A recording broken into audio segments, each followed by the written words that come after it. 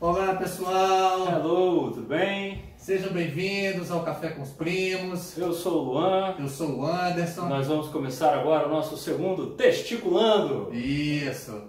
Vamos abordar o livro do Michel Foucault, Vigiar e Punir, O Nascimento das Prisões e As ideias de microfísica do poder. que ele escreveu depois, né? Alguns anos depois ele escreve a Microfísica do Poder. O que é o poder, como que as pessoas manipulam as outras, como as instituições prendem as pessoas. Como que o poder tá entre nós, nas relações, de forma sutil, imperceptível, né? E que acaba nos conduzindo, nos regendo. E antes da gente começar, lembra aí de curtir, né? Seguir a gente no Instagram, seguir a gente no YouTube, curtir os vídeos, compartilha com o pessoal, com quem você gosta, com quem você não gosta também, né? Sim, né? A gente conseguir... Agradecer o comentário que hora e outra ocorre, tanto no privado quanto também no próprio canal. Isso, comenta mesmo, bota a gente na parede, fala que a gente tá errado, fala que a gente tá falando merda, é isso aí. Isso aí, assim que o debate acontece. Os nossos episódios podem gerar mesmo esse choque, pessoal, de, né, muito às vezes na contramão do que vocês pensam ou acreditam, mas tentem sustentar a divergência, né? O que a gente está falando aqui realmente não é da ordem de uma verdade absoluta, né? Nem da ordem de um achismo também. Também, não é do senso isso, comum. né? A ciência é assim, é o debate, é o choque de ideias, é assim que a gente quer a humanidade avança. Que a coisa movimenta e gera uma outra coisa depois. Né? Sim. Então, nesse Testiculando, o livro do Michel Foucault, Vigiar e Punir, que ele escreve em 1975, o Foucault ele nasce em 1926 e morre em 1984, com 57 anos. Morreu Morreu com 57 anos, muito novo. E é importante frisar a pessoa dele, o percurso dele, a história dele, porque assim, para vocês terem ideia, ele foi um dos grandes intelectuais do século XX, francês, e ele era homossexual, né, faleceu por problemas neurológicos causados pela AIDS. Né? Ele foi o primeiro intelectual na França a falecer por essa doença. E assim, ele fez todo um movimento, ele se envolveu muito com pautas, né, sociais, de discriminação, de minoria. Sim, ele foi bem. E ele ia pra frente mesmo, cara, dos grupos. Os primeiros caras a falar assim mesmo. Ele se envolveu com a política, ele foi diplomata. Né? E aí, por que eu estou querendo frisar isso, pessoal? Porque os intelectuais, principalmente, que nos assistem, que eu sei que tem, né, e envolve nós dois aqui também, nós temos uma responsabilidade muito grande na sociedade. Porque se nós intelectuais, nós nos ausentamos, não é que nós intelectuais, essa palavra às vezes pode soar meio, né, algo superior, cheio de vaidade. Assim. Não, intelectual é o cara que trabalha com a ideia. Pô, né? O maior tempo não, a gente está estudando, está pensando, está discutindo, está produzindo, está escrevendo. É mais ou menos uma das definições de intelectual. Então, assim, a gente tem que estar junto com o povo, primo, eu penso, por isso daí a ideia do nosso canal também, para levar esse conhecimento mais apurado, porque o Foucault lá atrás, ele passou de todo esse movimento, né? Lá o 64... Você quebra o muro da universidade, né? Porque se a gente pega o nosso trabalho e deixa ele preso dentro dos muros da instituição escolar, a prisão que o Foucault fala também, no Vigiar e Punir, a gente não está servindo de nada.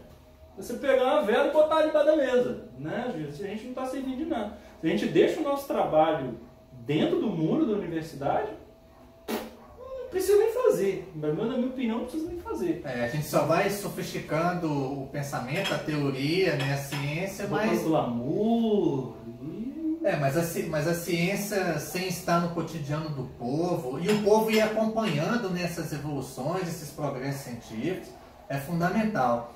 Então, assim, o Foucault ele era um filósofo, também historiador considerado, né? Os principais livros dele, que escreveu vários, ele sempre falava das relações de poder, e a relação do poder com o conhecimento, as relações das instituições com os indivíduos. Então isso é a tese dele geral, E que me chama a atenção porque, assim, com 20 e poucos anos ele escreve o primeiro livro dele, que é Doença Mental e Psicologia, e pouco tempo depois ele escreve A História da Loucura, que é um dos grandes livros dele.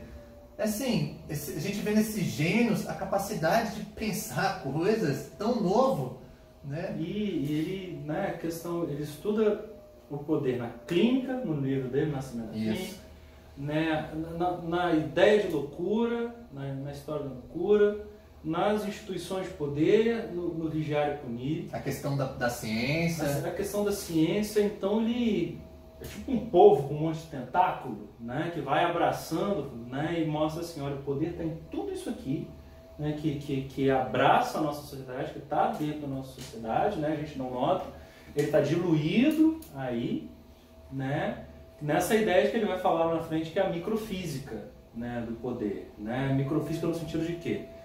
Tudo que a gente faz, todas as relações que a gente mantém é uma relação de poder, né, do cachorro com o dono, né, do primo mais velho com o primo mais novo, né, de um peão com o outro, às vezes um peão se mata por causa do outro, né. Então todas essas pequenas coisas, né, o poder está ali fazendo parte de um todo de poder, né. Um dos exemplos que ele traz nesse todo de poder é o Vigiar e Punir, né? Está no Vigiar e Punir, que ele compara ali a escola como uma instituição de poder, a prisão, mais nítido aí, como uma instituição de poder, os hospitais. E os hospitais, principalmente os chamados manicômios, na época, né? Ele fala que é como se fosse tudo a mesma coisa, né? A arquitetura é parecida, você tem um sinal sonoro que organiza o cotidiano, você tem um pátio para tomar sol, você tem a docilização dos corpos, né? O controle do corpo, o monitoramento, né? Monitoramento, né? A relação hierárquica bem estabelecida, carcereiro, policial, dono do presídio, a Secretaria de Segurança, ou então o enfermeiro, o médico, né? Ou então o professor, o pedagogo, o diretor, o dono da escola, se for uma escola privada, ou o Estado, né? Se for uma escola pública. E o paciente, ou presidiário, ou o aluno, no mesmo patamar de peão, né? No mesmo patamar ali de vigilância, de ter que obedecer uma série de regras e autoridades, de ter que obedecer um cotidiano que é previamente programado para ele poder obedecer, né, para ele poder seguir, ter o sinal de que é hora do banho de sol, ter o sinal de que é hora do remédio, ter o sinal que é hora do recreio, né? Hoje acabou a aula de história para começar a aula de matemática. O que ele aborda aí é como se fosse um modo disciplinar, né? Então essa coisa da domesticação, que a gente sempre tem que ficar atento, né, com esse sensor nas nossas relações, é algo que ele vai ser muito crítico lá. E por mais que ele vê um certo progresso na humanidade, quando ele pega o primeiro capítulo que ele fala do suplício, né, é muito interessante. Eu fiquei me refletindo, quando eu estava relendo essas semanas agora, né, o livro, que eu tenho lá em casa, nem trouxe também de novo. Eu só tenho PDF. Ele vai fazer uma análise do século XVII e XVIII, que o suplício é no sentido desse castigo, dessa tortura, mas que há que ele fala de uma ostentação, né, do castigo, um certo espetáculo, porque os criminosos eles eram punidos em praça pública, né, e o povo ia para lá, né, e a tortura era enorme. E ele conta um caso muito conhecido do Robert, de 1757, que comete um parricídio, né, e o rei pune ele e ele vai contando, o Foucault vai contando parte por parte, né? Arranca o mamilo dele, corta todos os braços, né? O cavalo puxa, e as pessoas ali assistindo. E de novo a gente pode se remeter, por mais que é um contexto histórico diferente, à ideia da banalidade do mal na Hannah Arendt que a gente discutiu, né? O mal sempre foi banal, né? A violência sempre foi endeusada, Não, admirada pelas pessoas, vocês adoram. A gente observa a relação que a gente tem com a desgraça hoje, a tragédia hoje. Né? A gente está almoçando, vendo, né, a tragédia, e a gente está muito tranquilo com essa coisa do horror. Né? E aí, nesse Suplício, ele fala dessa tortura como a principal forma de punição do criminoso. Só que não tem nenhum fator de ressocialização, e ele fala também de dar o exemplo para o povo. Né? E aí a gente pode se remeter até à questão religiosa, né? O quanto essa coisa de dar o exemplo, né? Um certo tabu, assim. E outra coisa que ele comenta nesse primeiro capítulo, que ele divide em 4, né? É suplício, punição, disciplina e prisão. São os 4 capítulos. E aí ele coloca que às vezes o povo se revoltava contra o rei. Porque no momento que estava sendo punido o criminoso, às vezes o criminoso ele se arrependia, ou ele via que a pessoa que estava punindo o criminoso estava pegando pesado demais, ou às vezes o povo também ia punir o sujeito. Aí vamos contemporaneizar a coisa, né, para hoje. Essa ideia de que bandido bom é bandido morto. Exato. É o mesmo discurso. Exato. Ou quando a gente vê o povo linchando, como aconteceu aqui em Cachoeiro, um tempo atrás, que pegou um ladrão ali perto da linha vermelha, né? Desceu o cacete nele. E então tem algo de um prazer, né? Como se a nossa raiva ali tivesse sido descarregada. Sim. E aí é a questão do corpo como fator de punição. É muito interessante esse primeiro capítulo dele. O corpo ele é sempre o primeiro a ser punido, né? Ele é o primeiro a ser... A gente pega aí a Inquisição na Idade Média, né? Se a gente analisa, por exemplo, a própria questão do catolicismo do Opus Dei, né? Que é uma fraternidade, né? Uma seita que se autoflagela para poder se equivaler a Jesus, o sofrimento de Jesus, essa valorização do sofrimento também na Igreja Católica, né? Quanto mais eu sofrer, mais eu vou redimir dos meus pecados. Eu pensei em tal coisa, então eu preciso ser castigado, né? É um fascínio pelo sofrimento, né? O outro, né, lembrando, continuando a análise pela igreja, por exemplo, os tribunais de Inquisição, né, fogueiras, as forcas, os homossexuais que eram cerrados no meio, de cabeça para baixo, pela genitália, as prostitutas que eram arrancadas o seio, né, era um negócio de ferro assim, né, tipo aquele negócio de tirar grampo. Se não me engano, chamava pera. Não me lembro do nome. Pera. Puxava, arrancava. Né? A tortura pegando o Estado, né? A tortura dos escravizados. Né?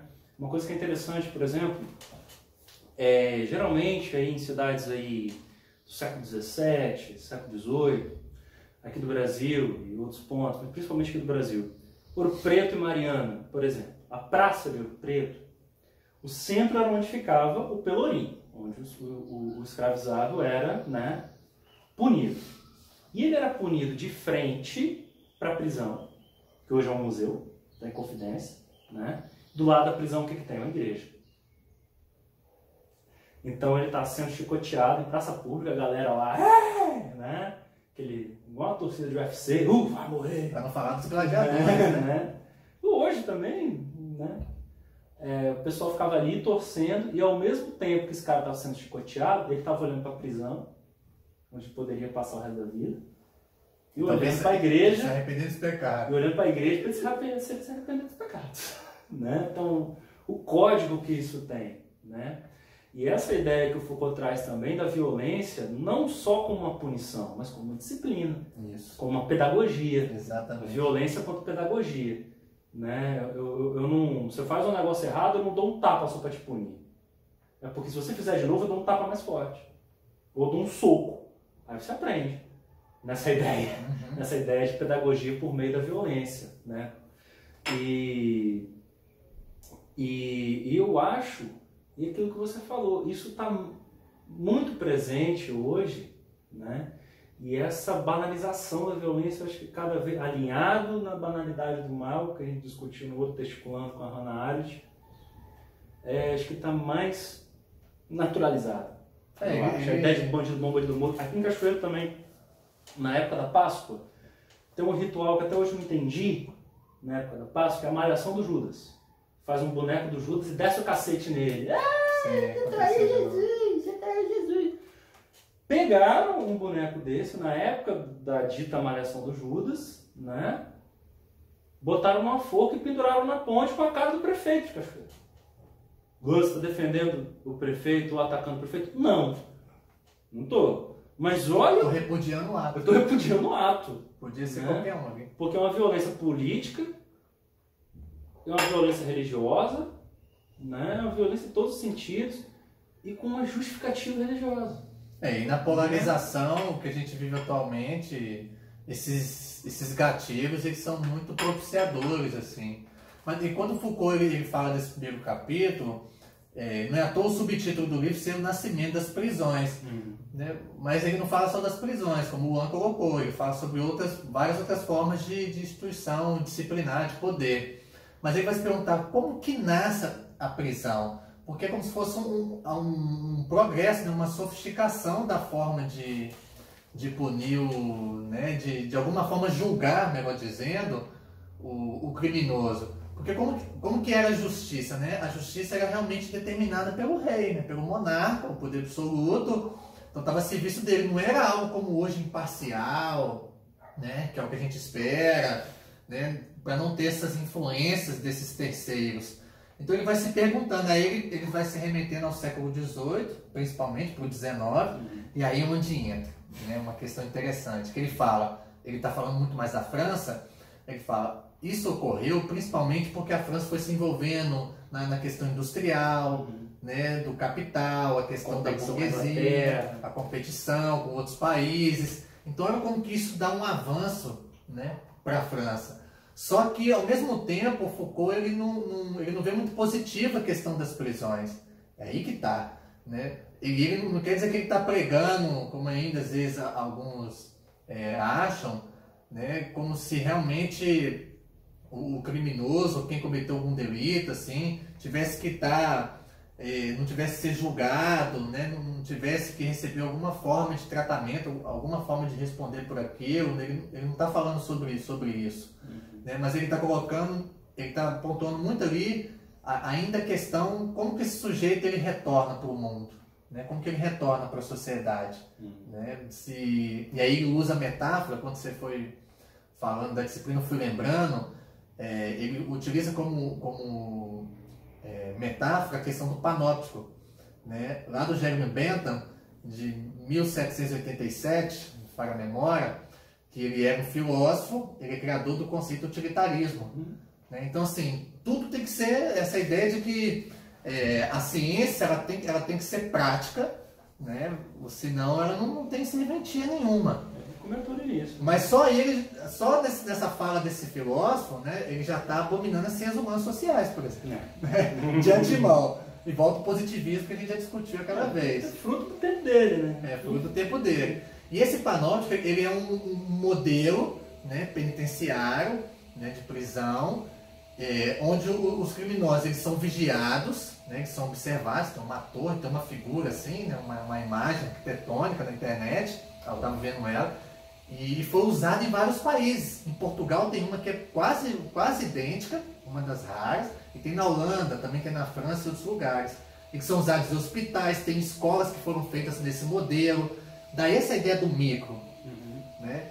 Quando a gente conversou sobre Jardim da Penha, né, em Vitória, esse modelo mais militar, né, essas coisas assim. Então, às vezes, Rio de Janeiro, né? A gente tem que lembrar da história, pessoal. Houve guerras, né? Igual o exemplo de Jardim da Penha, né? Jardim da Penha é um bairro da cidade de Vitória, né?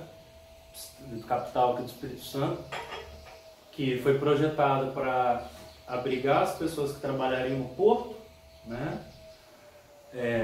Na época dos projetos industriais do governador João Santos Neves, na década de 60.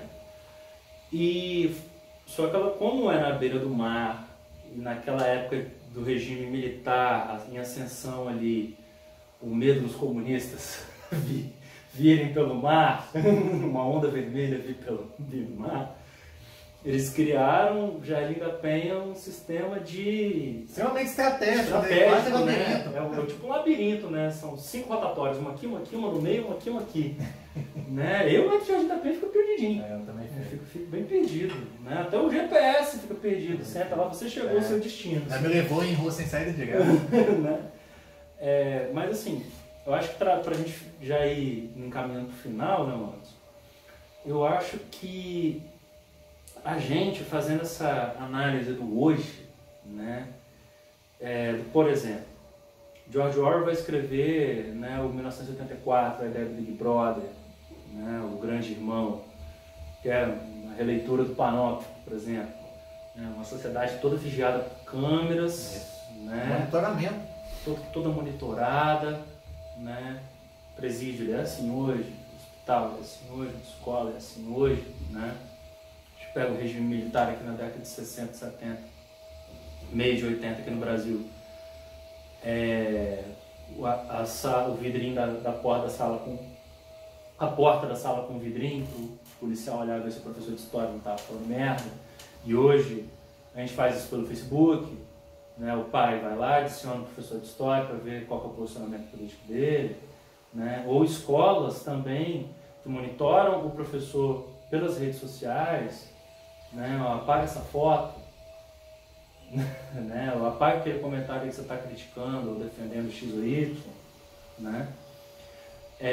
Que já começa a podar essa liberdade de expressão a partir de, nem vou dizer que é uma microfísica, mas já começa a ser um indício de uma macrofísica, uma mediofísica do poder.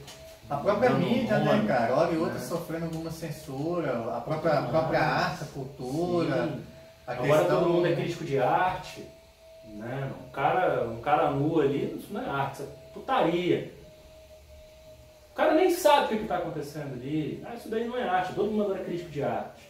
Né? Agora todo mundo é cientista político no Facebook, no Instagram. A questão dos monopólios, Facebook, né? Essas grandes empresas assim, que me fez até me remeter quando você foi falando, no livro do Yuval Harari,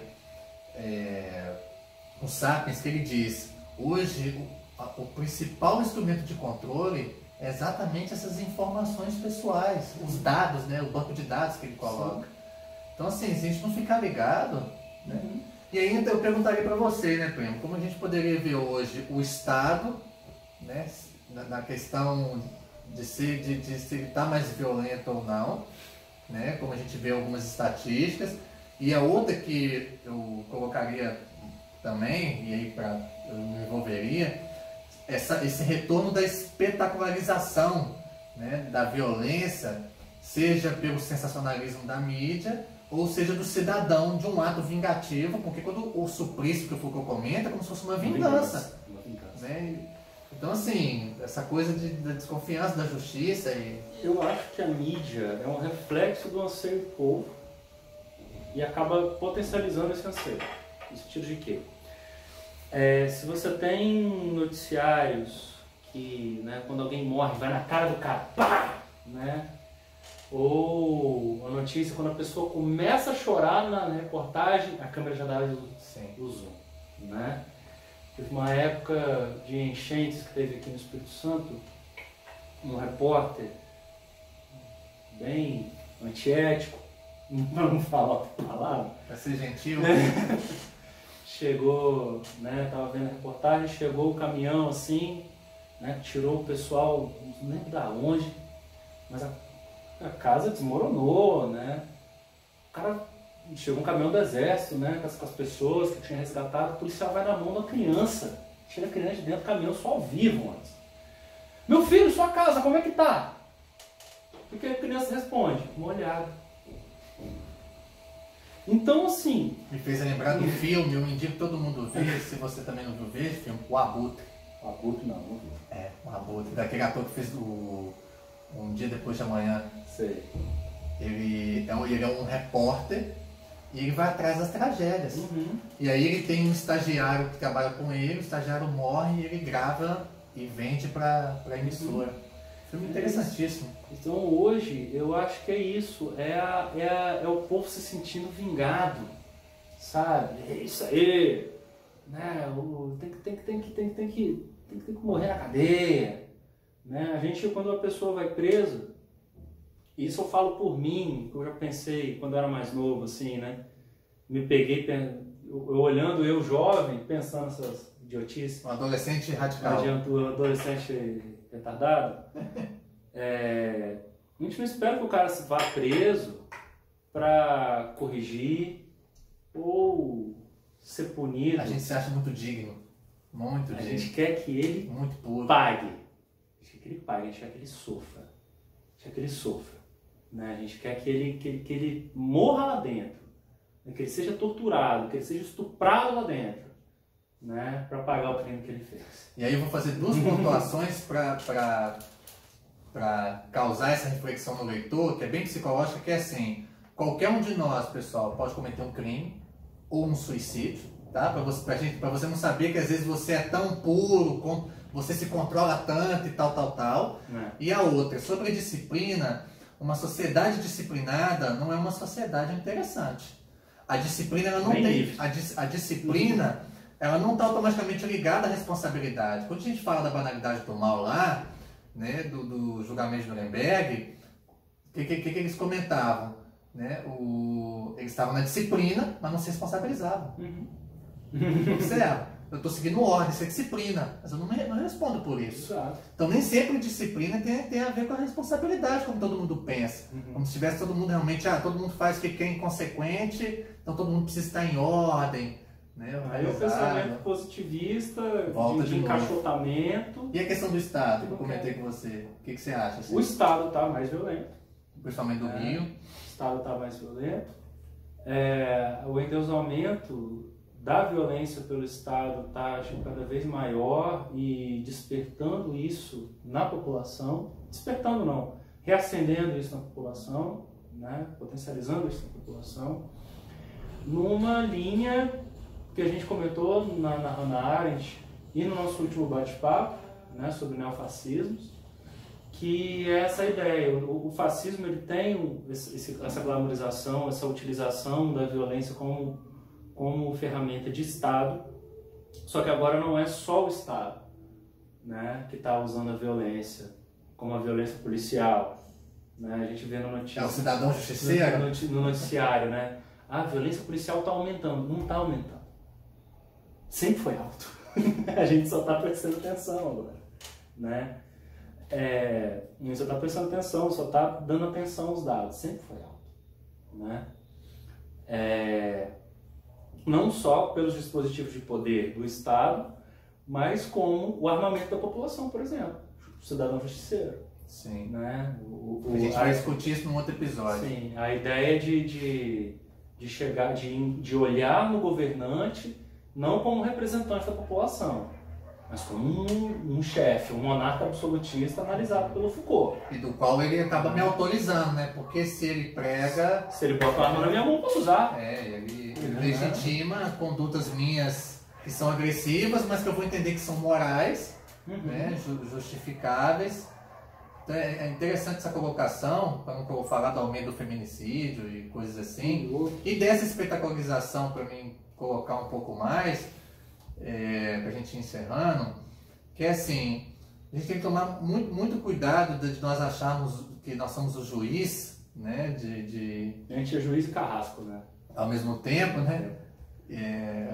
Porque assim, todos nós cometemos alguma imprudência, pessoal. Todos nós, né?